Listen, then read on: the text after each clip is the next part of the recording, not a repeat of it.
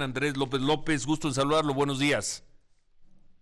Ciro, ¿qué tal? Encantado. Un saludo a ti, a toda tu audiencia. Y sí, aquí como comprometido con esto y con muchísimas intenciones de sacar este proyecto adelante. También tuve la fortuna y no solo hice el cartel de los sapos, hice las Sí, muñecas de la mafia y también. también fui como el creador de la versión original de la historia esta que salió hace poco de El Señor de los Cielos. Sí. También hice el libro del Señor de los Cielos basada en la vida de Amado Carrillo Fuentes. Y ahora, pues con la intención de efectivamente llevar a la pantalla en una forma de serie ficcional, lógicamente porque no pretendemos contar la versión biográfica de la vida del Chapo Guzmán, pero pues sí, esa es como la intención. Estábamos leyendo que sería para el otoño este trabajo, se estrenaría en otoño, ¿es así? Sí, otoño, pensamos más o menos que por allá por esa época debe estar lista, más o menos octubre, es como inicialmente el plan en el que de alguna manera tenemos visualizado que podemos tener terminado ese producto, pero entusiasmado, contento, con ganas de sacarlo adelante. Ha sido un proyecto bastante riesgoso, un proyecto difícil, complicado, pero pues afortunadamente hemos tenido ahí como el respaldo de muchísima gente y apostamos a que efectivamente podamos terminar todo esto de la mejor manera. ¿Por qué un proyecto complicado, Andrés, después de tantos éxitos y después de haber Creo trabajado que con tanto éxito el género? Creo que es difícil, Ciro. Lo primero que hay que tener claro es que lo que uno pretende con todo este tipo de series, este tipo de cosas, en ningún momento es hacer de pronto una apología como al delito o la delincuencia o hacia ese mundo del narcotráfico. Lo que pasa es que normalmente, pues del otro lado, lo más simple y lo más sencillo es pues atacar a esas personas que de alguna manera pues se atreven a contar un poco la realidad que sucede en todo ese mundo, y esa es como la parte sencilla de todo esto, ¿no? Y la parte subgéneris de todo esto, y la que la gente de alguna manera siente que es la posición que debe tomar cuando uno está del lado opuesto, pero realmente pues aquí los problemas que acarrean en torno al mundo del narcotráfico y sus consecuencias y el por qué el surgimiento de esas actividades pues tienen análisis que son y se deben hacer muchísimo más profundo. Hacer esta historia es complejo porque de alguna manera pues estamos hablando de un personaje de carne y hueso que hoy está no solo libre, sino que de alguna manera también pues continúa desafiando a las autoridades. Entonces, por donde uno lo vea es complejo. Creo que conocer su historia y lograr armar ese rompecabezas de lo que ha sido su vida también ha sido difícil. Afortunadamente hemos tenido ahí como la colaboración de muchísima gente que compartió su vida con el Chapo Guzmán en la delincuencia y aún todavía siguen compartiendo en ese mundo con él. Quizá un poco la versión de muchísimos miembros de su familia que de alguna manera pues también nos han ayudado un poco a lograr armar ese rompecabezas, y quizá la versión también de algún sector de las autoridades de Guatemala, de México, de Colombia, de los Estados Unidos. Entonces, juntar todas esas piezas difícil, lograr armar ese rompecabezas ha sido difícil, pero creo que lo más difícil que era efectivamente lograr armar esa historia. Creo que ya pasamos toda esa primera etapa y ahora súper comprometidos en lograr realizar de alguna manera una versión verosímil, comprometida y que de alguna manera sí asemeje un poco lo que ha sido la vida de este personaje. ¿Tiene, para el escritor Andrés López López, tiene algo de heroico el Chapo Guzmán? Yo creo que no. Lo que pasa es que es una óptica un poco distante, ¿no? Lo que pasa es que cuando tú tienes la posibilidad de visualizarlo, quizá a la distancia, tú sientes indudablemente que no. Pero cuando tú tienes la posibilidad de conversar con esa gente que de alguna manera ha compartido su vida o ha vivido con el Chapo Guzmán de cerca, pues ellos tienen una visión completamente distinta.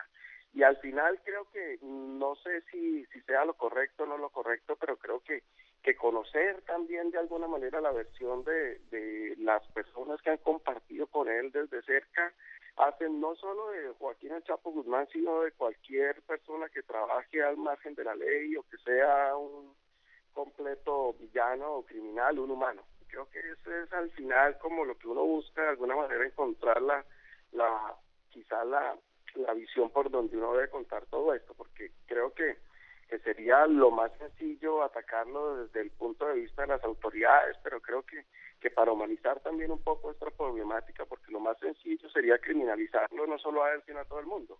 Creo que también hay que conocer un poco la versión de quienes de una u otra forma pues también comparten el día a día con esa persona. Andrés, muy buenos días, le saluda Manuel Feregrino. Preguntarle entonces, a partir de lo que dice, ¿qué personaje vamos a ver de Joaquín Guzmán Loera? Hola Manuel, ¿cómo estás? Mira, yo creo que lo primero que tenemos que tener claro es que lo que nosotros pretendemos no es crear la biografía de Joaquín el Chapo Guzmán, porque pues para crear la biografía de Joaquín el Chapo Guzmán pues hay otro tipo de géneros. Nosotros estamos basándonos en una historia que se ha armado y se ha estructurado a partir de todos esos testimonios que te estoy contando y de alguna manera ficcionar también esas situaciones y esas cosas que hacen de que la televisión sea distinta y sea interesante para el televidente. Porque seguramente si nosotros lo que quisiéramos o pretendiéramos sería construir la versión biográfica de Joaquín el Chapo Guzmán, pues ahí hay un documental que hace poco tiempo pasó la cadena Univisión en la que de alguna manera se dibujaba esa versión oficial y esa versión real de lo que efectivamente era Joaquín el Chapo Guzmán. Nosotros tenemos todos los elementos y juntamos todos esos elementos y hacemos un producto que al final de la ecuación sea atractivo para la audiencia.